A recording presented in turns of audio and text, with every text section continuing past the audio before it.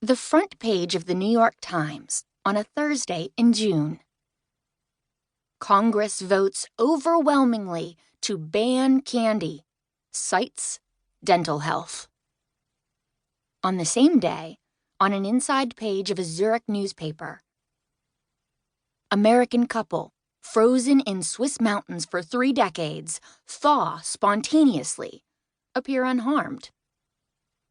These two events, it was later proved, were related. It's complicated. A little history is necessary here, a little filling in of the details.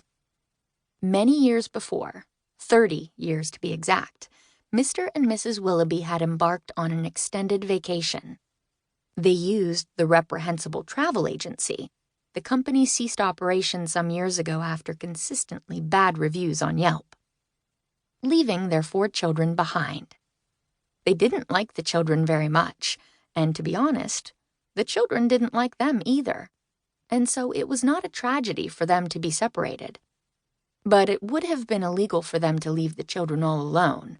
The eldest, Tim, was just 12.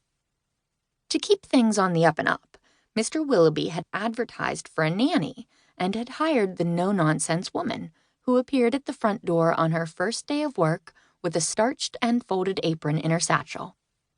Then, when their parents did not return, because they had stupidly worn shorts and sandals to go mountain climbing, and finally the Swiss government had announced that the couple had frozen solid on an Alp, perched on an icy ledge from which they could not be retrieved, though for a few coins they could be viewed by telescope from several tourist locations, and the house in which they had lived was sold, the children and Nanny had to rethink their living arrangements.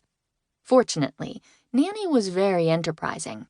She took a job in the nearby mansion, actually, of a man, founder and president of Consolidated Confectionaries, Inc., who had made a fortune manufacturing candy.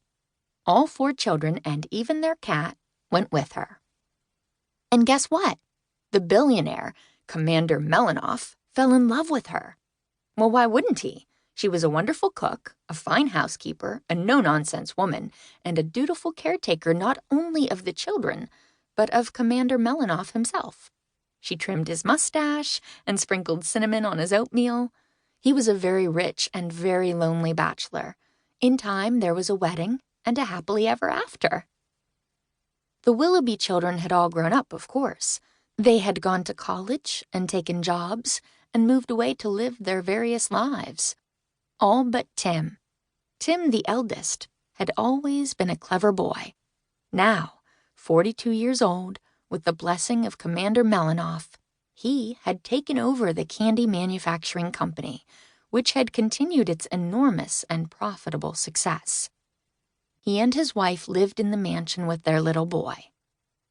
Tim Willoughby subscribed to the New York Times and the Wall Street Journal, but he had no reason really to read European newspapers, like the one in Switzerland that had recently described in a brief article the amazing reappearance of the defrosted couple in the Alps. Too bad. He would have been very interested in that article because the newly thawed Americans were his parents. But he had been distracted by the major headline and front-page news from the U.S. Congress. The banning of candy. How could this have happened?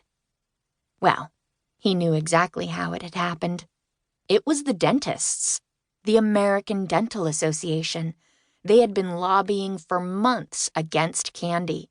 They ran ads on TV showing open-mouthed children displaying rotting, discolored teeth, while the voice of a mournful dentist explained gloomily how if only they had not eaten candy, they would not have reached this sad state. And finally, all of the senators and representatives had been convinced. So, pay attention. It will be confusing at first, but it's worth hanging in there. And there won't be a quiz.